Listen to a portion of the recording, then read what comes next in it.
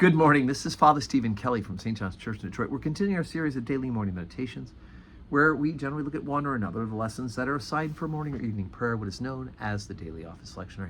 Today for Tuesday, let's take a look at the lesson that's assigned again for evening prayer. Yesterday we heard Paul testifying of his conversion and the fact that Jesus Christ is risen from the dead. He was testifying to King Agrippa. Festus, of course, the governor, is also there. And after Paul finishes this testimony where he says, look, I was a Pharisee, I had this conversion experience, and now God has not only sent me to convert the Jews, but to convert the Gentiles as well. And so we pick up where Paul left off, chapter 26, beginning at verse 24, and continuing into the beginning of chapter 27. And as he thus spake for himself, Festus said with a loud voice, Paul, thou art beside thyself.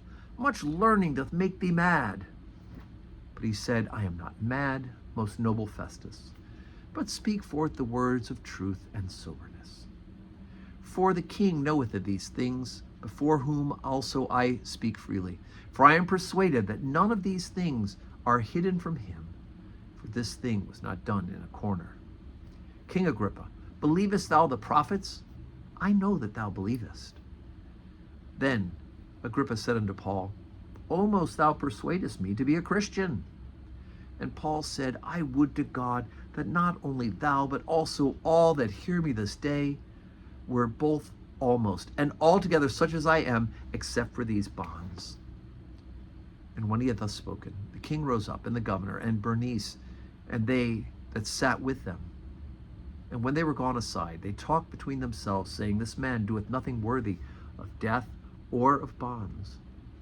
Then said Agrippa unto Festus, This man might have been set at liberty if he had not appealed unto Caesar.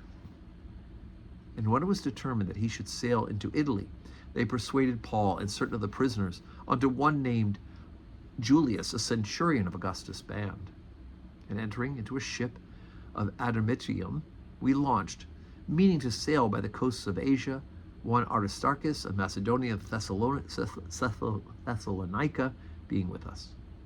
And the next day we touched at Sidon, and Julius courteously entreated Paul and gave him liberty to go unto his friends and to refresh himself. And when we had launched from thence, we sailed under Cyprus because the winds were contrary. And when we had sailed over the sea of Sicilia and Pamphylia, we came to Myra, the city of Lycia. And there the centurion found a ship of Alexandria sailing into Italy, and he put us therein. And when we had sailed slowly many days, and scarce were come against the Cindans, the wind not suffering us, we sailed under Crete and over to Salome. And hardly passing it, we came unto a place which is called the Fair Havens, nigh whereunto was the city of Lasea. Okay, so we hear that Jesus makes this great testimony. Festus is like, he must be going nuts, all this learning. He said, no, this is an invitation. And even Agrippa says, you've almost made me a Christian. Paul says, God willing, absolutely, come on, man, come to the waters, come be baptized. But they're not there yet.